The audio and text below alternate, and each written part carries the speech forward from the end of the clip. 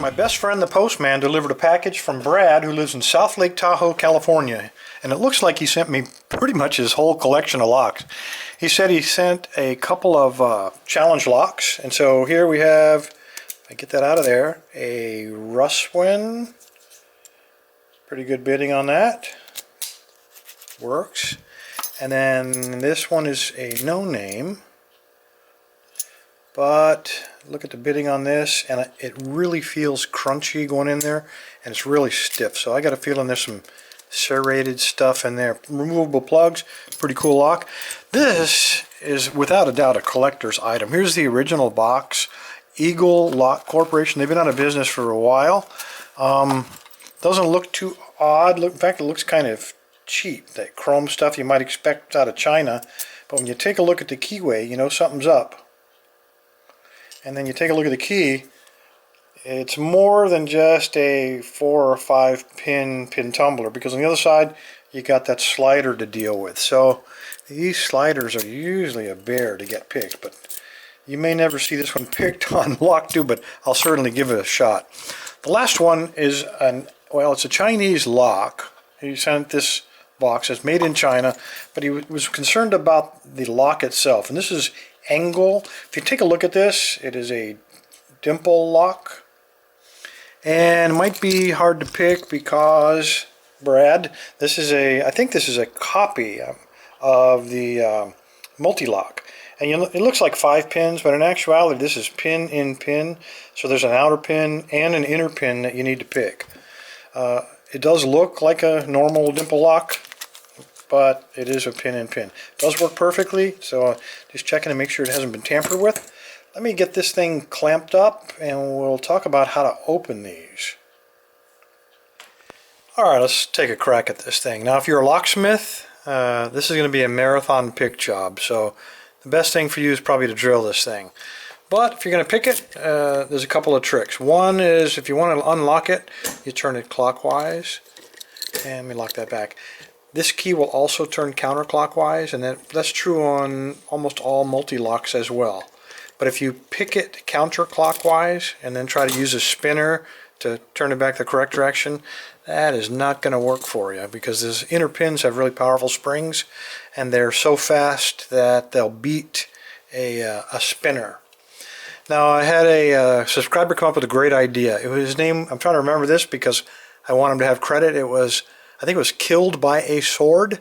Anyway, he suggested I put some kind of marking on locks to give you guys an idea of when I got a fault set. Alright, so what I'm going to do, I'm going to use just a regular tension wrench, and then the pick I'm going to use is from the Sauber set, and it's the straight flag. I use that for all multi-locks because that's what this pick kit was made for.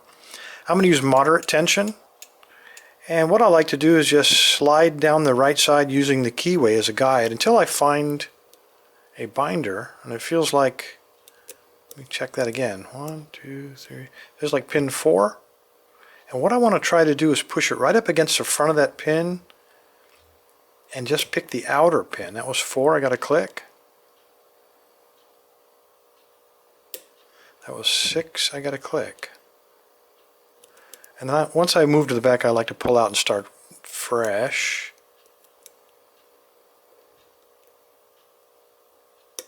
Okay, that was 3. Now I don't know if I got these in the right order, so I'm going to go ahead and check those back ones again. And they seem to be okay. Once we get the outer pins picked, we should have a pretty good fault set. If this is like most multi-locks, it can have any kind of pins at all. Could have serrateds in there, or spools, or just all standards, and I don't have a clue on Angal.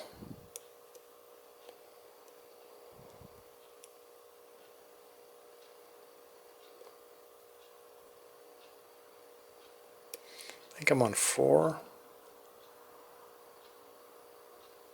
Well, he doesn't want to, he must be set. And the thing about these, even though they're made for multi-locks, they have a tendency to get hung up in there.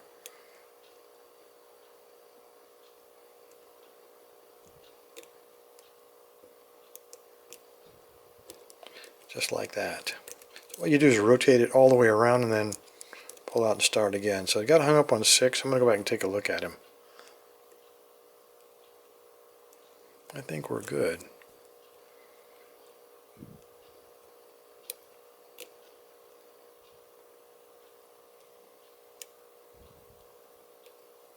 Might have overset somebody.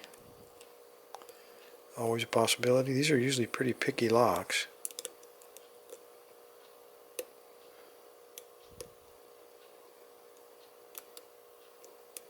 Because I cannot find a binder.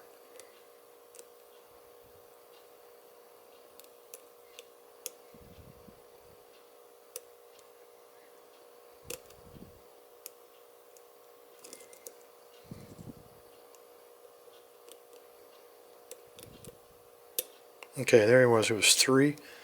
And a nice tied in there. Let me come out of there, you devil.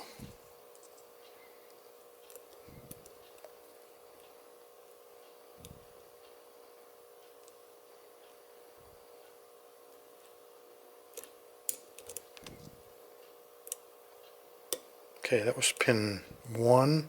Got a false set going, even though it may not really show up on that mark, but I think you saw it turn.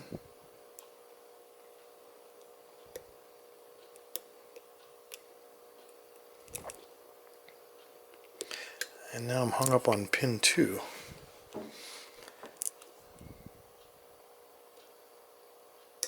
Okay, I gotta click out of him.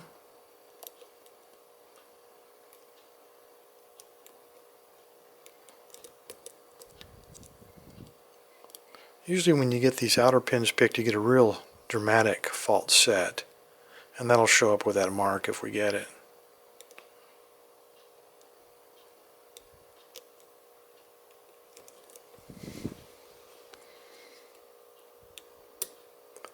Pin 2 again.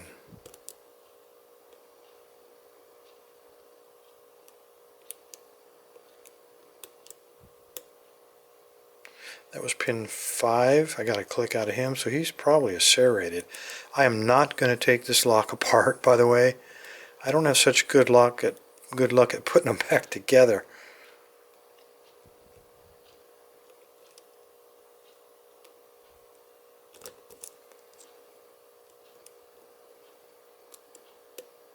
Okay, that was pin 2. I got to click out of him again. Probably serrated.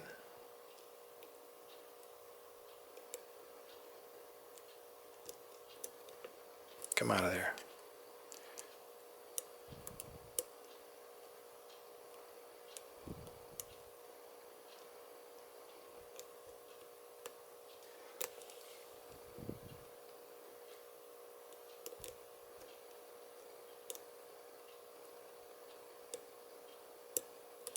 Come out. There we go.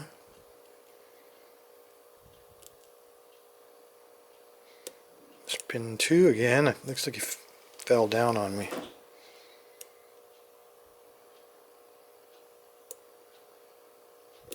That's pin 3. That felt like it might have been the inner pin.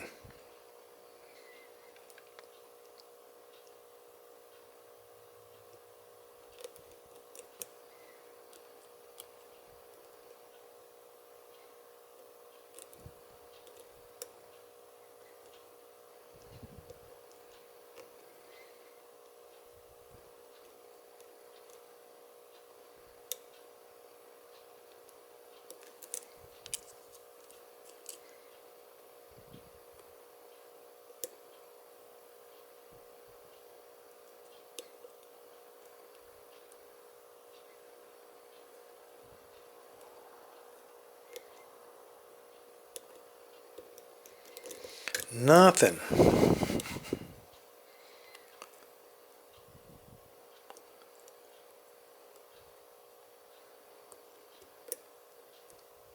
That was pin 1. I got a little click out of him.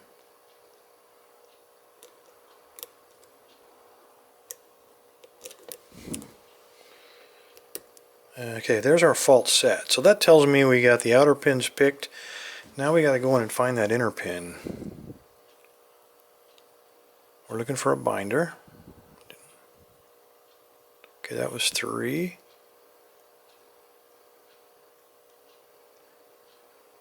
This is where you don't want to use too much upward tension because those inner ones are a little sensitive, especially the standard ones.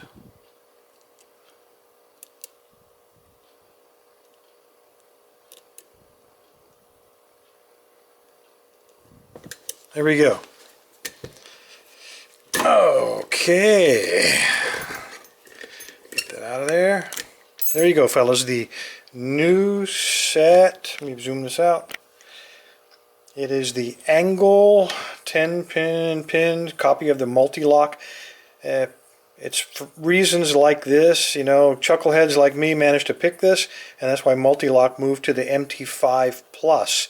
That's the one that has the 10 pins. There was a five pin pins, and then they also put one of those little sliders in there too, making it dang near impossible. I've been working on one for 3 years, never once got it open, but these, after a little practice, you'll be getting them open. Anyway, Brad, thank you, sir. Appreciate you sending this to me.